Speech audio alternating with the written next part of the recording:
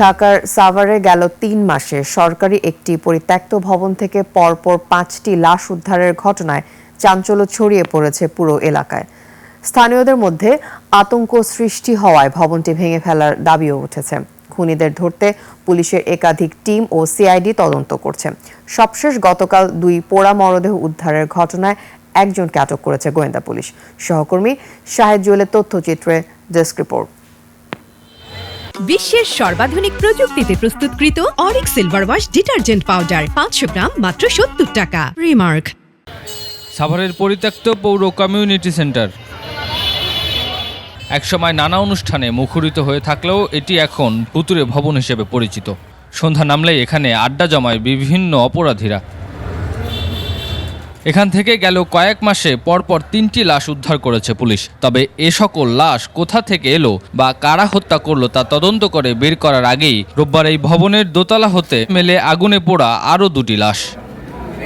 স্থানীয়রা জানায় কয়েকশো গজ দূরে থানা হলেও একের পর এক লাশ পাওয়াটা ভয়ের ব্যাপার। অবিলম্বে পরিত্যক্ত ভবনটি ভেঙে ফেলার দাবি করেন তারা। সাভার মডেল থানা, এরকম জায়গায় এরকম একটা ঘটনা ঘটে তাহলে সাধারণ জনগণ অন্য জায়গায় আমরা কিভাবে নিরাপত্তায় থাকবো? আমাকে মনে হয় এটা ভেঙে ফেলাই ভালো। পরিত্যক্ত বিল্ডিং এ এতে কয়েকদিন পর পর লাশ পাওয়া যায়, এটা কোনো বিচারও হচ্ছে না, আবার কোনো কিছু তদন্ত হচ্ছে না।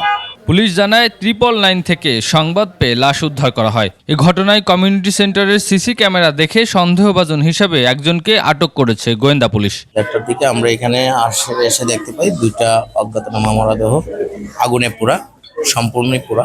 খবর পেয়ে ঘটনাস্থলে ছুটে আসেন সিআইডি ক্রাইম সিনও। বিভিন্ন আলামত সংগ্রহ করে ময়না তদন্তের জন্য লাশ দুটি মর্গে পাঠানো হয়।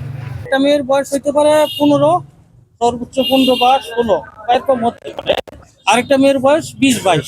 আলামত সংগ্রহ করে থানা অফিসারকে বুঝাই দিয়েছি, এখন থানা অফিসার পরবর্তীতে ব্যবস্থা নেবেন। এ ঘটনার পর পুরো পৌর এলাকায় আতঙ্ক বিরাজ করছে। সুমন সিদ্দিকী বাবু, 21 টেলিভিশন।